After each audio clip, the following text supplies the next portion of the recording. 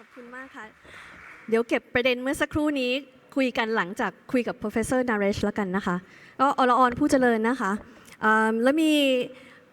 Let me tell everyone that this is a special session because we will have it in English because we have our special guest with us today. I'll do a short, very short introduction. Dr. Naresh is a professor and executive dean at the Jindal School of Government and Public Policy in India.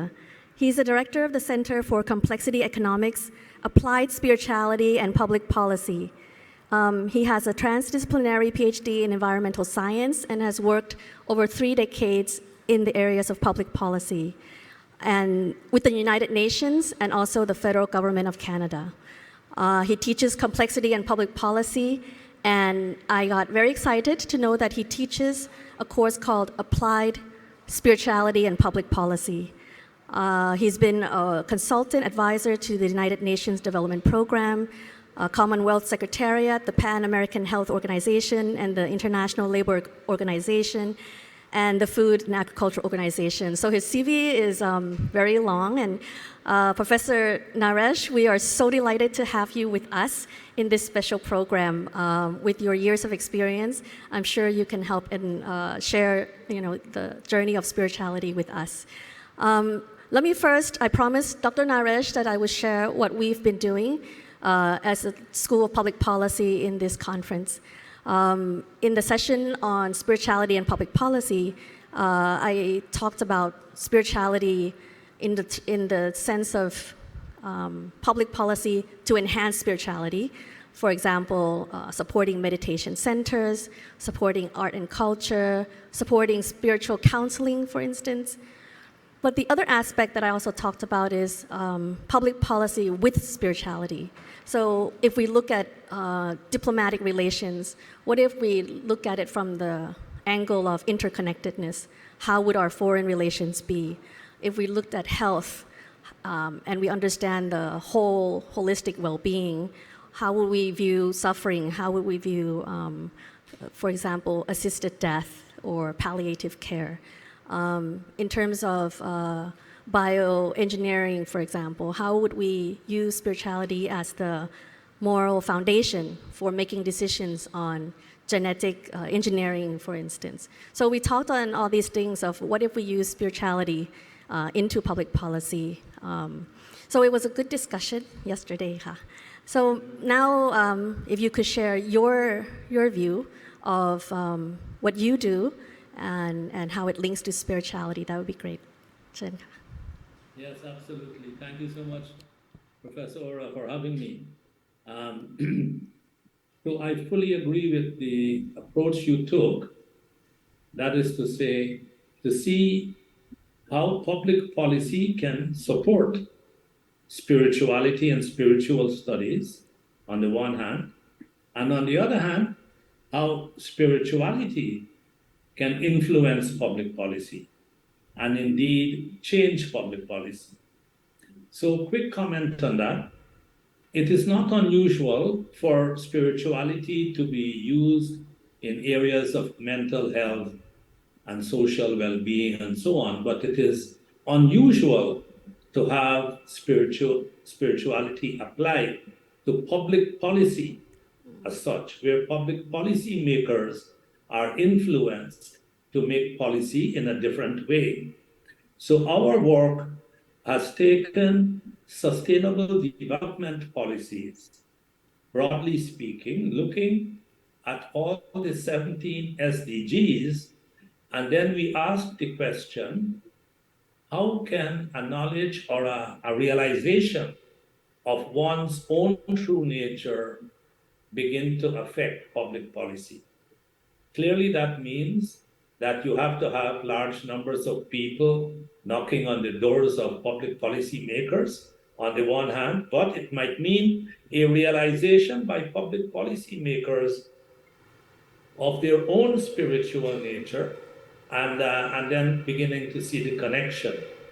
As academics, I think what we need to be doing is articulating these linkages in rigorous academic ways so that advisors to policymakers can begin to take this on board. So that's what we've been doing. We have been looking at, and first I might mention, as we have discussed in the past, that we see spirituality in a secular way. We see spirituality as the human experience of something larger than themselves, of the oneness, the connections, and then we ask questions. So what would public policy look like if the objective of the policy was not GDP growth, increases in GDP growth, but it was in fact increases in happiness or increases in well-being defined differently, or the achievement of the SDGs? Would we make public policy differently? So that is what informs our research agenda. So it seems that what you're saying is along the same lines as what we're proposing.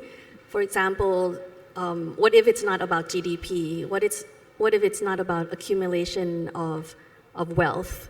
How could we have better measurements of happiness, for example? And yesterday in the workshop that I led, a leading technocrat, begged for rigorous evidence of interconnectedness.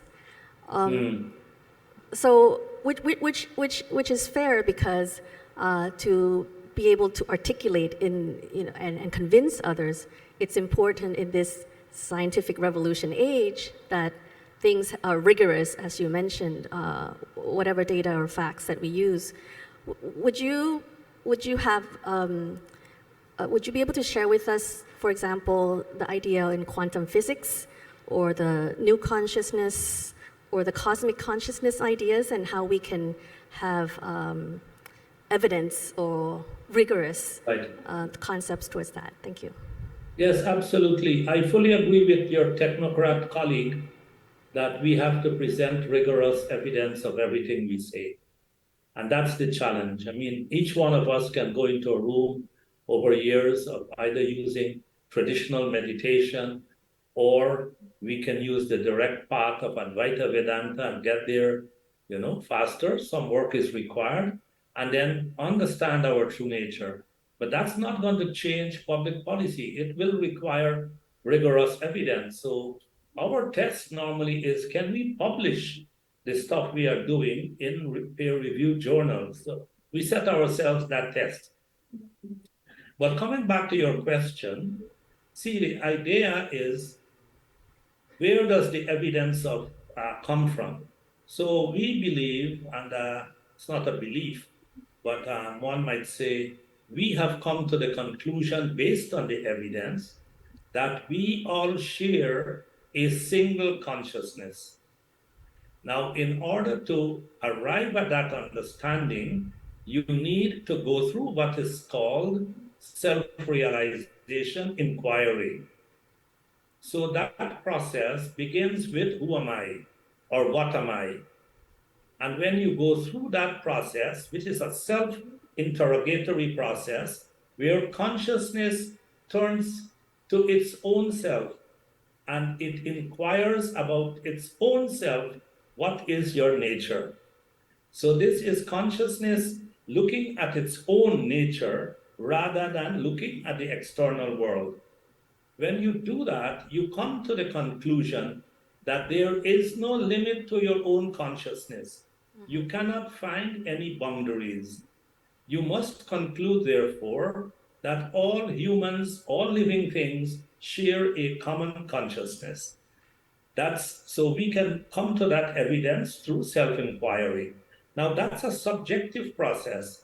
And so people might question whether the evidence is valid, because we are accustomed to a scientific world in which evidence has to be so-called objective.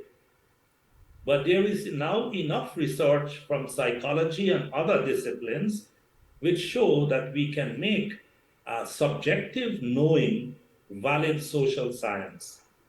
So that's one point. The other point is that we now can look at the latest cognitive neuroscience work of people like Donald Hoffman and others, leading neuroscientists, who have come to the same conclusion through Western scientific methods. And they, for example, have concluded that consciousness is what the world is made of, and matter is secondary. See, since the Newtonian revolution of 400 years ago, we have all been taught that matter is what is the primary material or stuff of the universe. Now we are learning that consciousness is primary and matter is derived or bubbling up out of consciousness.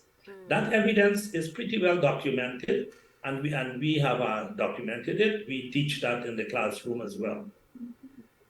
Thank you very much. So the idea of consciousness from the individual then leads to this larger one consciousness. Can I?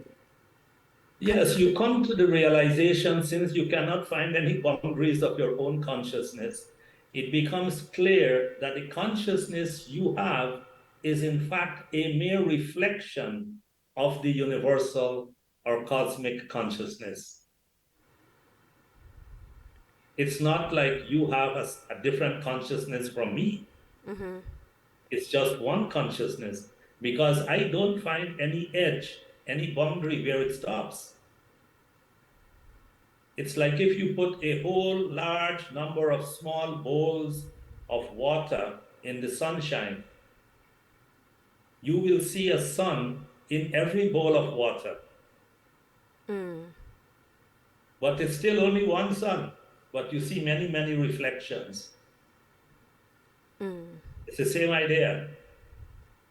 And if the water is roughed up, if the water is not calm, it does not reflect the sun. It has to be still. That surface has to be calm, and that is the human mind. And that is why a calm mind is required to reflect that deeper understanding.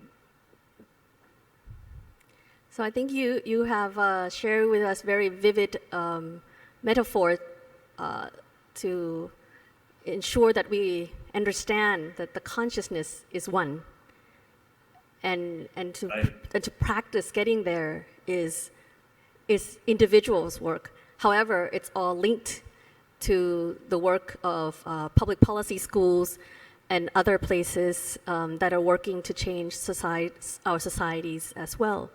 I wanted to tell you that this program that we've put together includes the key players in Thailand now, such as the Thai Health Promotion Foundation, the Center for Knowledge and Coordination on Spirituality, the National Health Foundation, and the Public Sociology Association of Thailand.